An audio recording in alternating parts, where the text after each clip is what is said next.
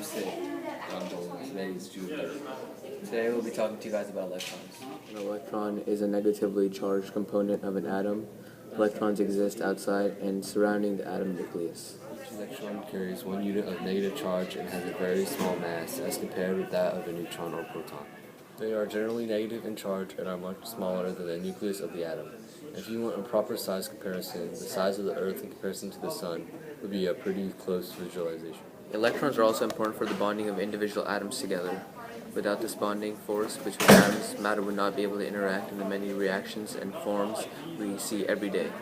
This interaction between the outer electron layers of an atom is called atomic bonding. It can occur in two forms. One is covalent bonding, where atoms share electrons in their outer orbits. The other is ionic bonding, where an atom gives up electrons to another atom. In either case, bonding must meet specific rules. We won't go into great detail, but each electron orbit or electron energy level can only hold so many electrons. Atoms can only bond if there is room to share or receive extra electrons on the outermost orbit of the atom. To find the number of electrons in an element, we look at the atomic number. The atomic number tells us how many electrons are present in the element. We do this because protons and electrons cancel each other out, making the charge neutral. All elements have valence electrons, which are electrons of the outermost orbit. All elements try to reach 0 or 8 electrons so that they can become noble gases. Ionic bonding consists of one cation and one anion. Cations are positive ions, while anions are negative ions. Cations are usually metals and metalloids, while anions are nonmetals. In the periodic table, cations are located on the left side, while anions are located on the right side. The period number tells of the energy levels of an atom, while the group number tells of how many valence electrons are present. Boost dot structures and electron dot structures are diagrams that show the bonding between atoms of molecules and the lone pairs of electrons that may exist in the molecules.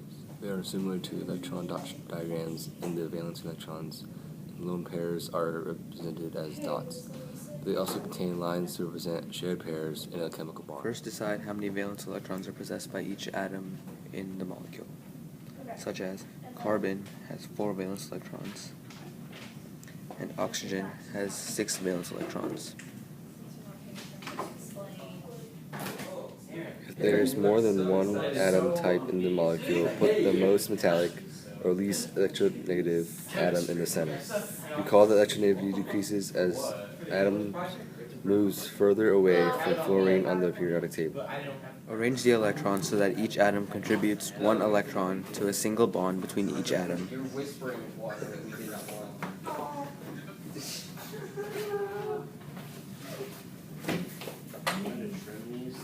Shut up. Hey guys, I'll make you this deal. The technology will be here until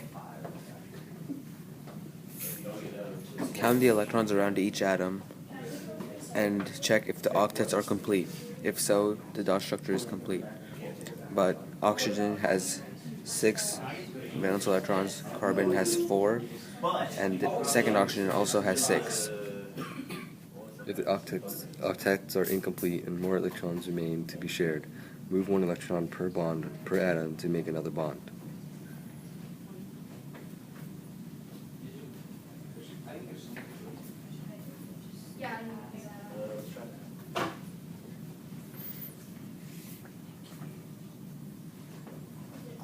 Each line represents a shared pair.